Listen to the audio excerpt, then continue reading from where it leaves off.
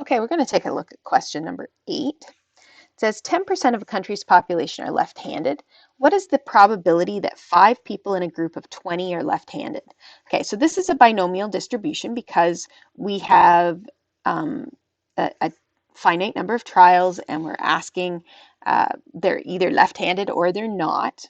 Okay, so this meets the criteria for the binomial distribution. The probability of success is going to be if we find a left-handed person, so that's 10% or 0.1, which means the probability of failure of finding someone who's not left-handed is 90% or 0.9. So for part A, it says, what is the probability that 5 people in a group of 20 are left-handed? So we have 20 people and 5 of them are going to be left-handed. Now the probability that they're left-handed is 0.1, and since there are 5 of them, we have to put an exponent of 5. The probability that they're not left-handed is 0.9, and if we find 5 left-handed people, that means that we must find 15 who are not left-handed. So when you just plug this into your calculator, and be careful when you plug this into your calculator, you probably want to put all of these things in brackets just to be on the safe side. So that turns out to be 0.0319 or 3.2%, that you're going to find 5 people in that group that are left-handed. Now for part B, it's the expected value. So again, the formula for binomial expected value is NP, but I hope that makes sense to you. We have 20 people and we expect that 10% of them are left-handed. So we multiply that by 0.1 and we would expect that we would find 2 left-handed people in the group. Now this third thing here says design a simulation to show the expected calculation in part B. So there's no real set way to do this.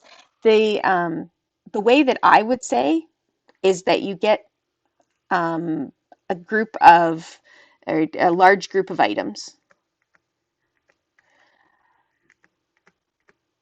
Large group of items. All sort of identical items. And mark 10% of them somehow. Okay, so put a mark on 10% of them. Now, this, by a large group of items, it has to be way more than 20 because we're going to choose 20 people out of here or 20 items out of there. So it's like choose 20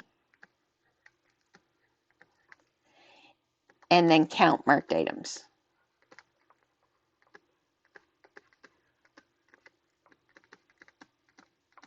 So the 10% of the marked items represent the left-handed people in society.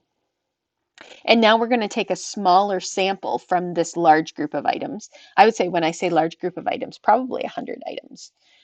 So grab yourself 100 pennies or something like that, or you probably don't have pennies anymore.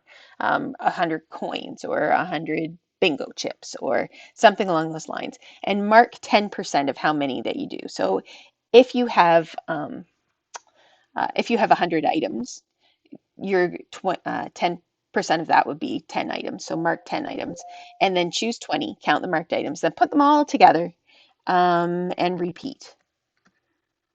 Record your results and average.